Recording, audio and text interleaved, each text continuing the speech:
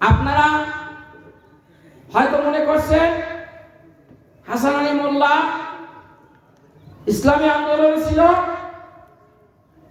এখন জামাত ইসলামে গেল কেন? একটা প্রশ্ন সবাই মনে জাগে। আমি প্রশ্নটা ফ্রেশ করার চেষ্টা করব যদি আল্লাহ তৌফিক দান করে। আজকে আমি একটা প্রশ্ন করতে চাই, আপনারা যারা এখানে আজকে আসছেন আপনাদেরকে কত টাকা করে দেওয়া হয়েছে এক একজনকে? মিথ্যা যদি বলেন হাসরের মাঠে জবাবদিহি করতে হবে আপনার। তাহলে টাকা দেয় না? আলহামদুলিল্লাহ।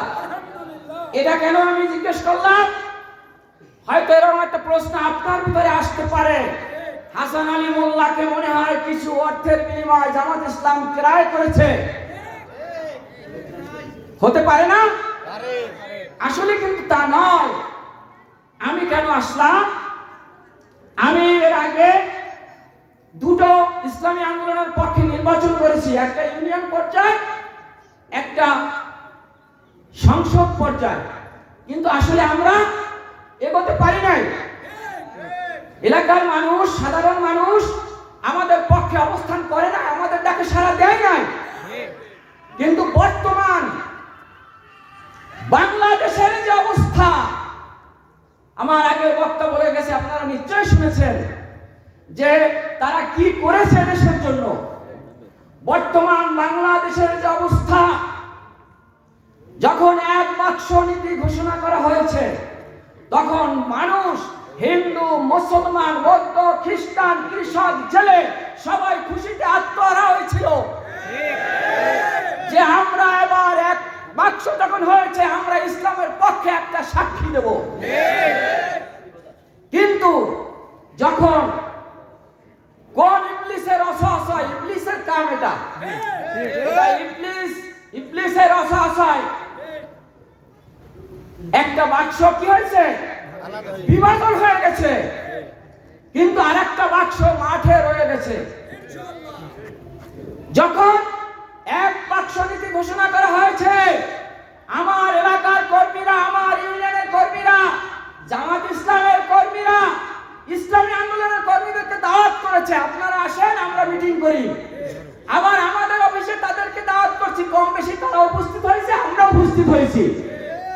কিন্তু এখন এই বাক্স আলাদা হওয়ার কারণে শুধু আমি একা, হাসান আলী নয়, বাংলাদেশের বহু জামাতের লোক ইসলামী আন্দোলনে যোগদান করেছে।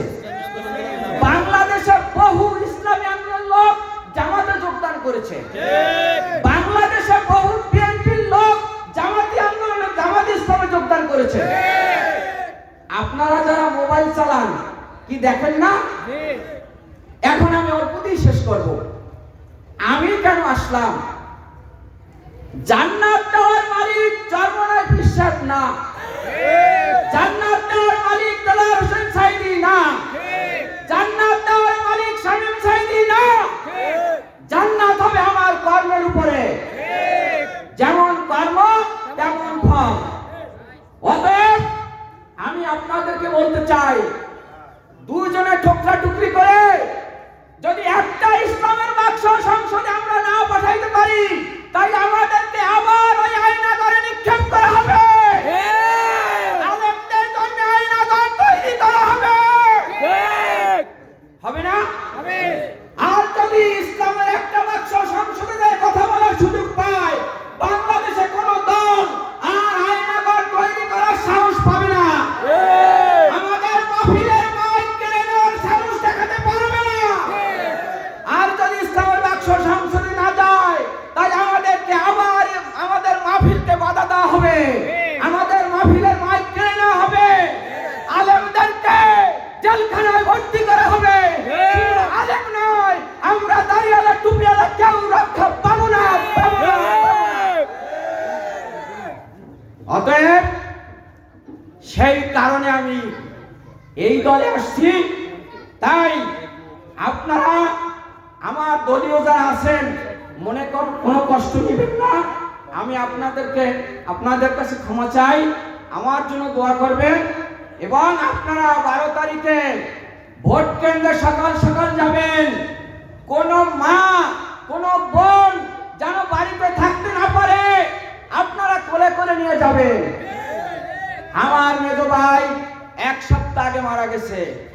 বান্দারিয়া থানা আমির আমার ভাইকে দেখতে গিয়েছিল।